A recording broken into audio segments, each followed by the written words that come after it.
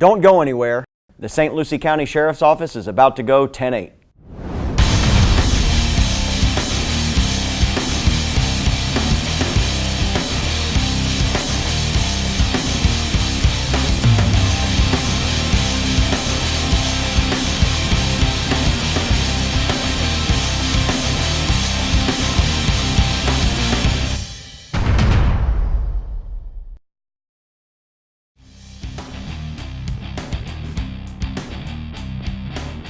Welcome to 10-8, your inside view of the St. Lucie County Sheriff's Office. I'm your host, Sergeant Chris Ciccio. Today we have Kelly Starling. She is the spokesperson for AT&T, and she's also intimately involved with the It Can Wait movement. Kelly, welcome to the show. Thank you for having me. You're welcome. Tell us about your involvement with AT&T. How did you get involved in this program? Well, I've worked for AT&T for almost 17 years, and we, AT&T, rolled out the It Can Wait campaign back in 2010 when texting was really booming, and we saw the need to educate the public, not just our customers, but all wireless users on the dangers of texting while driving. Since we launched it in 2010, it's really grown from a campaign to a movement, which was our goal. We want everyone to become advocates of not texting and driving and getting the It Can Wait message out there. So there's many different components to it. We've done PSAs to help get the word out. We've created documentaries.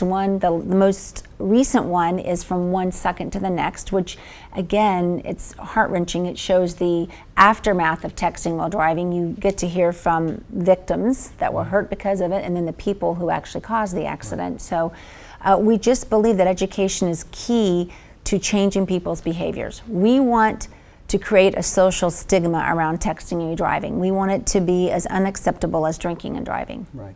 I've actually seen that video that you referred to, and it's heart-wrenching. It is absolutely heart-wrenching. What type of statistics are you seeing with regard to texting and driving and accidents related to that?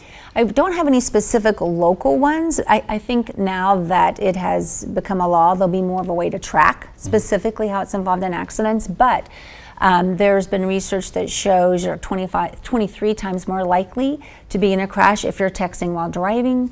The National Safety Council says there are like 100,000 crashes a year, and that will involve injuries. So it's definitely become an epidemic. Yeah. And while we're targeting all wireless users, we are honing in on the teen segment for two reasons. One, they're the most prolific texters, and two, they're novice drivers, so they don't have a lot of experience. And when you have that combination, it can be deadly on the highway. Yeah.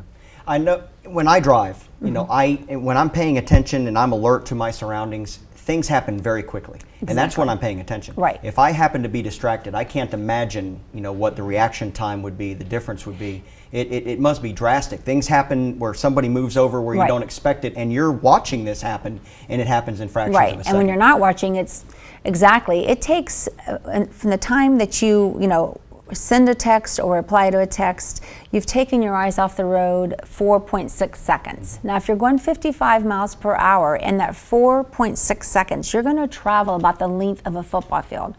That's a long distance to not be looking at the road. If I said to you, Chris, and you're behind the steering wheel, I want you to close your eyes and I want you to drive with your eyes closed for 4 seconds while I time you. You'd look at me like I had two heads. You would say, no way. But yet, that's exactly what we're doing when we text. Right. Yesterday, I was off duty in my personal vehicle. I went to school to pick up my children, and I was driving home down Prima Vista Boulevard. And in the process of driving, two vehicles, one following the other next to me. As a cop, I tend to look around when I drive. Right.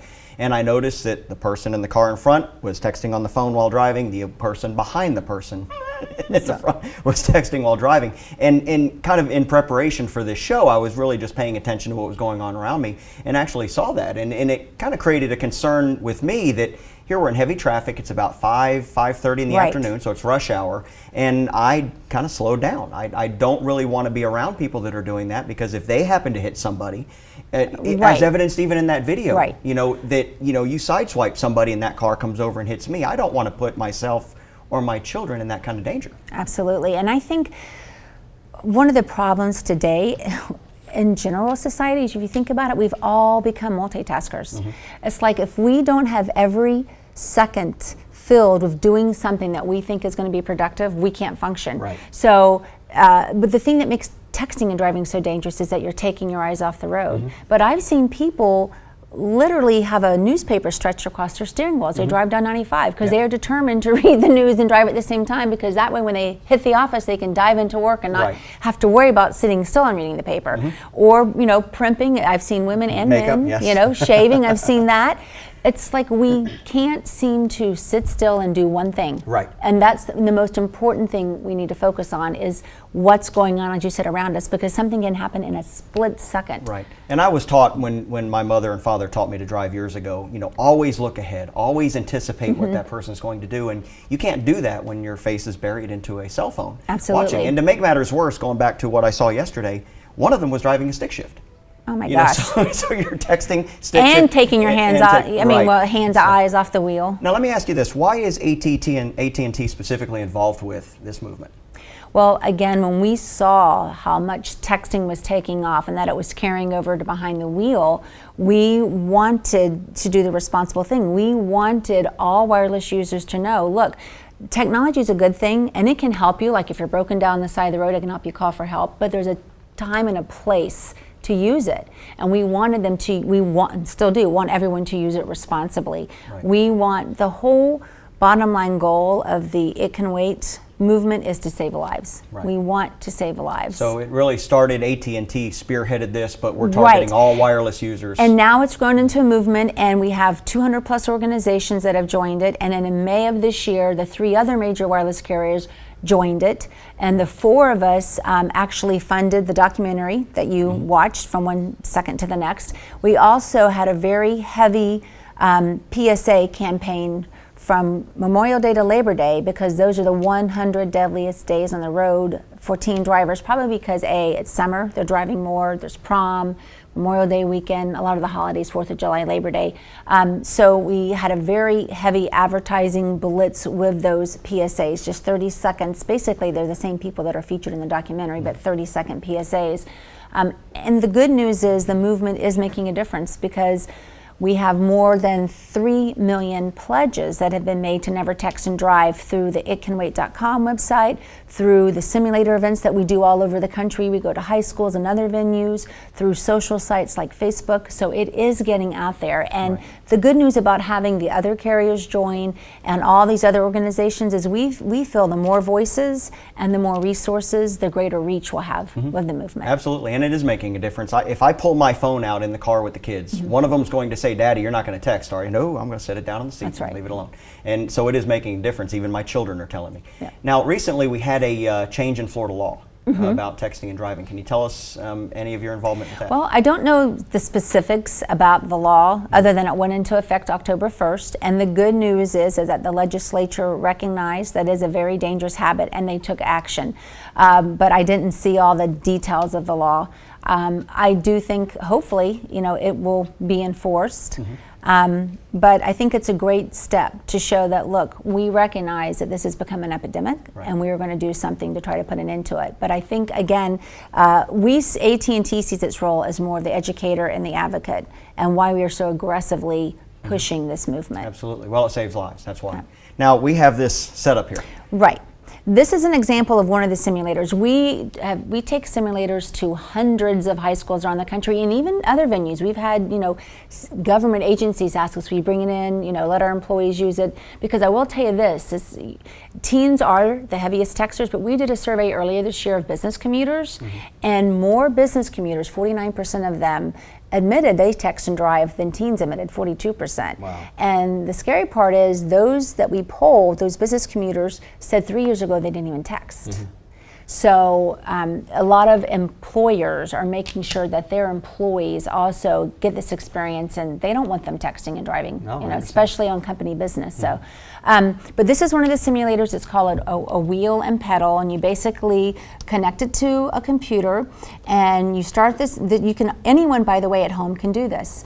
Through the itcanwait.com website, there's a little link that says "Try our simulator." It's an online simulator. You won't obviously have the wheel and pedal, but you use the keyboard arrows to do it, so that you can kind of see firsthand how dangerous it is. So we take these to different schools, you plug it into your computer, you sync your smartphone to it, and you will be getting texts that come to you once the simulator starts when you're driving, and it'll be Right. one like it'll say from dad, what do you want for dinner tonight? And then you try to respond while you're driving. Okay. And a lot of times, when I'm watching these teens in line waiting for their turn, they're like very cocky, like I'm gonna beat it. And as I was telling you before this, they get on here and they'll like stop right in the middle of the road to respond to a text. Right. And we're like, They know they're that's being watched, not really of how course. you do it when you're on the road. Now, is it?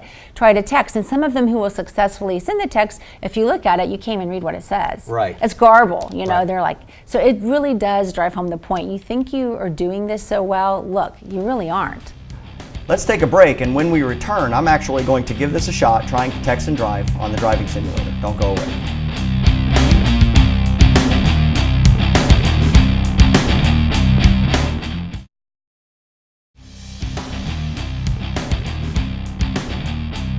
Welcome back to 10-8. We've been talking with Kelly Starling from AT&T about texting and driving and the dangers associated with texting and driving. And before we went to the break, we were getting into this simulator. Tell us a little bit more about this and what I'm actually going to embark on here. Right.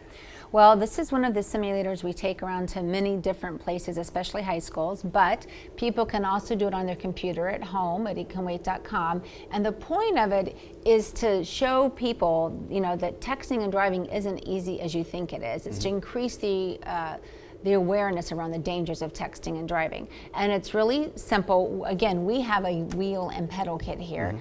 But you basically just go to itcanwait.com and then click on the online simulator. In this case, you'll see it told you to press the gas. Yep. You'll start moving, and you'll be going through a city. There'll be cars pulling out in front of you, lights changing colors, cones. But as you're driving, there will be a text that is sent to you on your phone, and it'll tell you text sent. And then you're to respond to that text just as you would on a real road. Okay. And see what happens. Well, let's give it a shot. Got the phone, got seatbelt on, we're ready to go. All right, so we're pressing the gas, and I'm off and running. That's unusual. It's telling me to speed up. Speed limit's 30, so I'm going to level out at right around there. Oh, it's got a text sent here. All right, what do you want for dinner?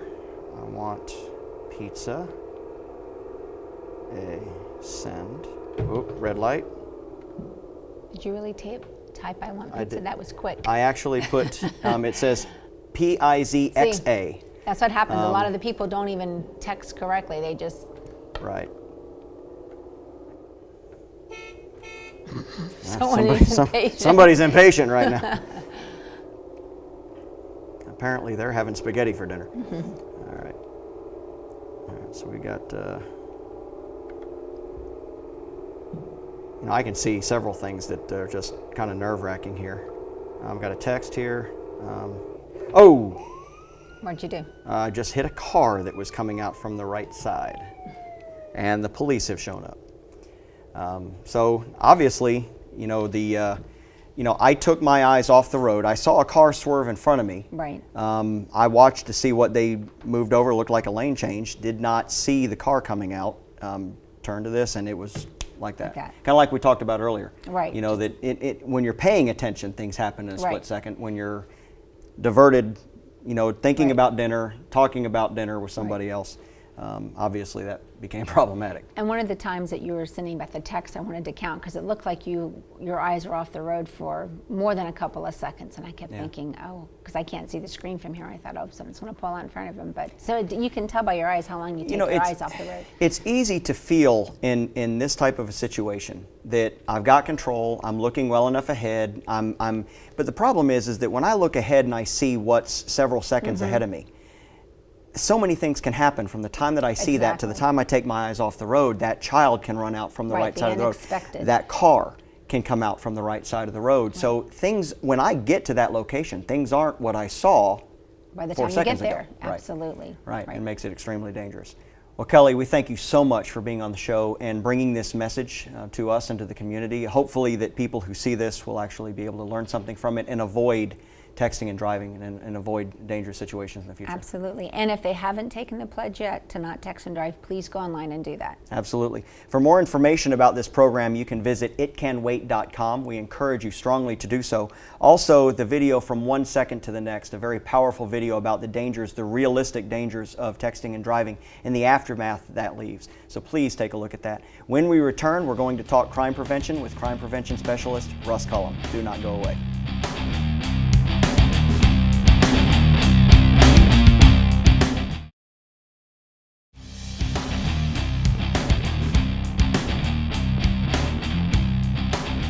Welcome back to 10-8. Joining us in the studio is crime prevention specialist Russ Cullum. Russ, welcome.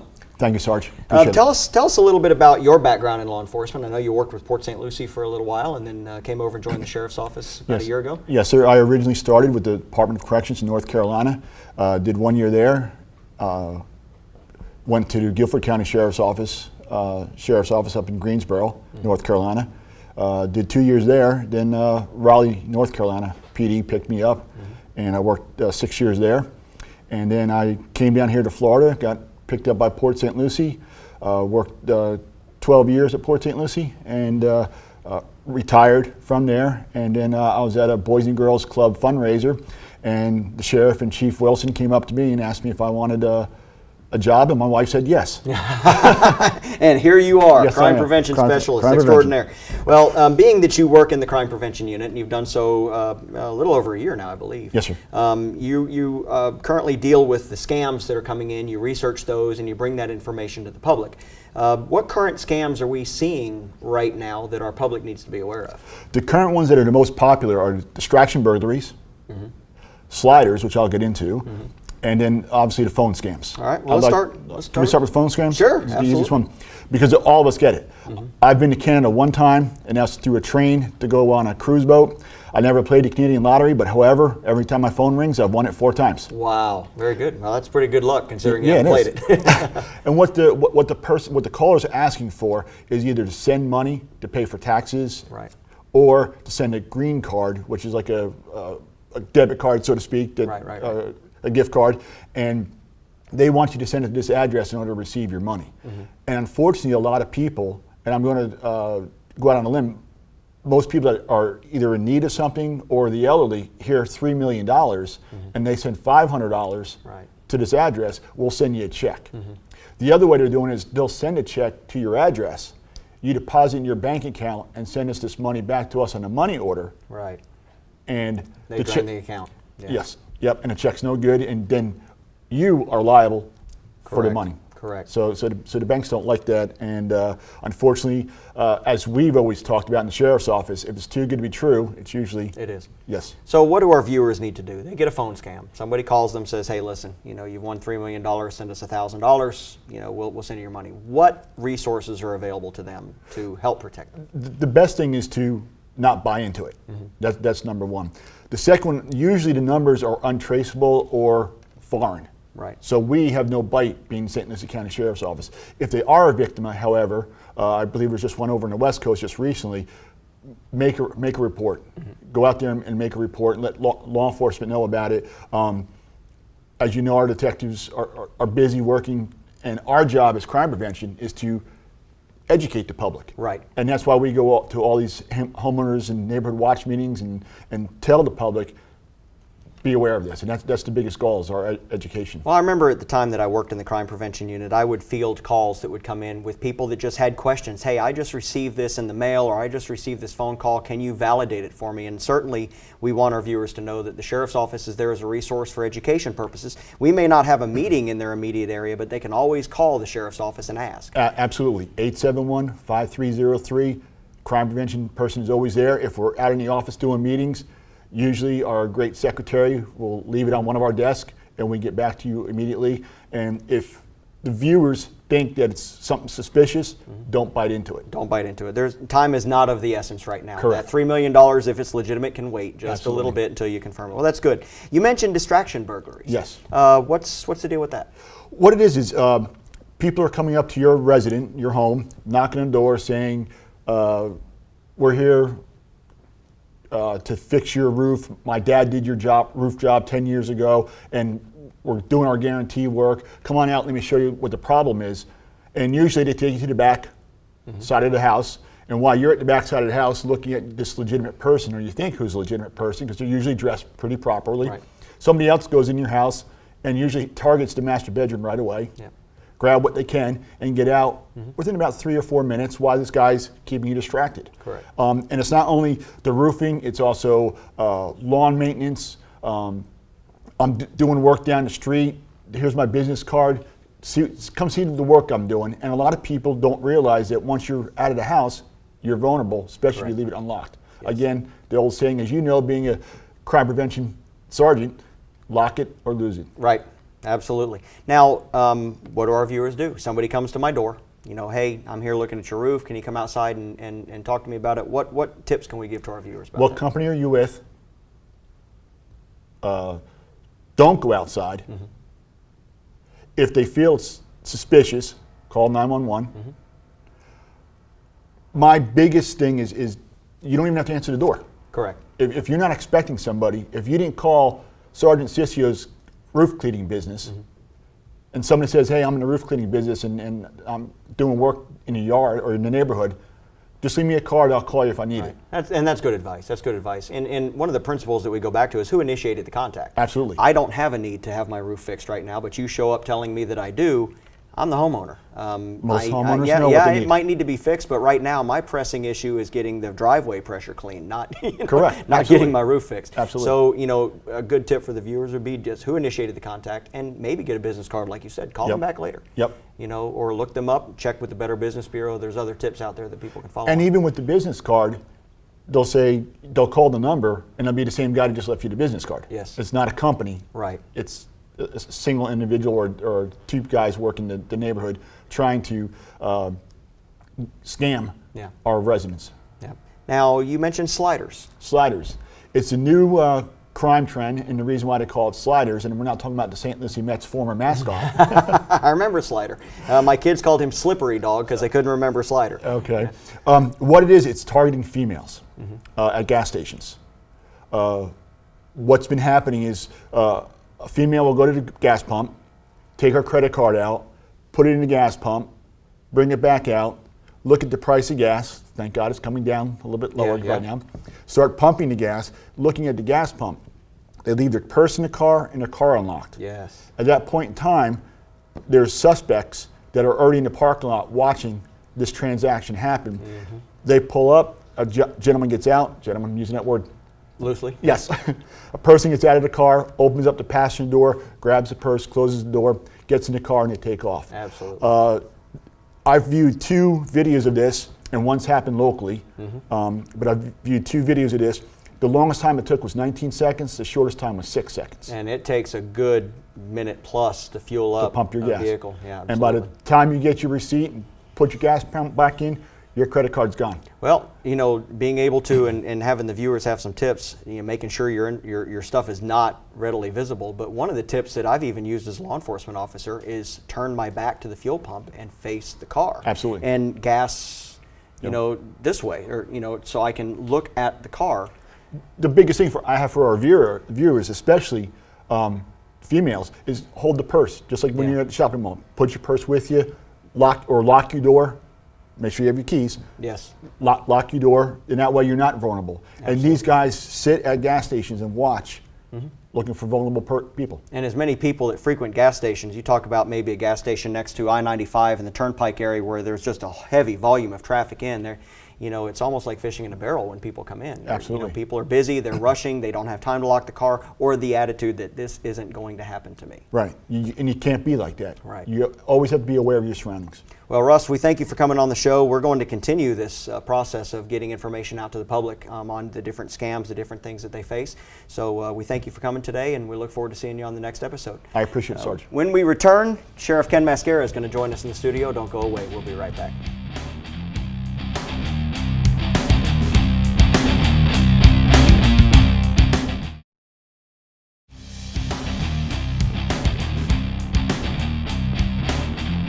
Welcome back to 10-8. We're joined now by Sheriff Ken Mascara. Sheriff, welcome to the show. Thanks.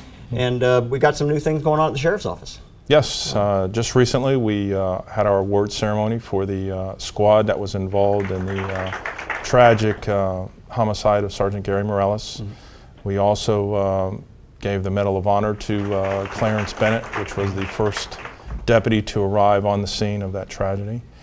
And it was a somber day, but one that a lot of feelings were exhibited, and glad we did it. Yeah. I noticed during the award ceremony, it's even all the way from the day that Gary was murdered up to today and now, it evokes a lot of emotion out of you. You care greatly for the deputies, and you know, tell us a little bit about how this has impacted you over the last 9-10 months. Well, as I explained during the awards ceremony as sheriff, that February 28th was my darkest day as sheriff. We've had other deputies that have died in the line of duty, one being Master Deputy Joe Hover. Other deputies off duty have passed away, but seeing that scene and knowing the violence that killed Gary was just very, very emotional for me. Yeah. I remember you coming to roll call that night and just sharing your gratitude with the deputies for the work that they do, to reiterate your support for them. It seemed very fitting that the deputies come into roll call, they're shocked by the news, and you come in and, guys, I appreciate what you do, keep your head up, move forward, and we're behind you, and I know that was greatly appreciated, and it took a lot out of you. I remember watching you during the few days of preparation for the funeral. Sure. And I think that there wasn't a time at all I didn't see you involved in it. And I tried to share some of those feelings during the awards ceremony. I might have been the front person, but there was so much going on behind the scenes. Staff working 20 hours a day to make sure, first of all, that we were securing all the evidence associated with that case, making sure that we were consoling the family, making sure we were putting plans in place for the viewing and the funeral. So there were so many facets that had to be covered, and the agency just shined. Yeah. Now, you had mentioned Master Deputy Joe Hover, and we've also, one of the happenings that's going on right now is we're dedicating a new building or a substation that is to correct. Deputy Hover. Tell us about that. Well, Deputy Hover died as a result of injuries that he received in defensive tactics training. He suffered an injury, went in for surgery, complications developed, and he passed away. That was 8 years ago, and Deputy Hover was well known throughout the agency for his expertise in auto thefts as well as agricultural crimes. And in the last 3 or 4 years, we've devoted our substation at the airport for those units. So on the anniversary of his death, which is October 8th, next week, we want to rename that building in his memory. Wow, that's very fitting. Very Yes. fitting. Now, we also, something new that we're trying out with 10-8 now is to open up through our Facebook, social media, the opportunity for members of the public to ask you questions. And I saw that. Yeah, and we've got some questions here for you Okay. today. First of all, Frankie Flores writes, how often do you, the sheriff, how often does he go out on patrol with his deputies out on the road? It is good to see a sheriff that works along with his road deputies. So I know from personal experience, I do see you out on the road. I do hear you on the radio, but of course I'm not out there 24/7. But how often do you make that happen? Well, first of all, not only myself, but most of the command staff wear a uniform to work.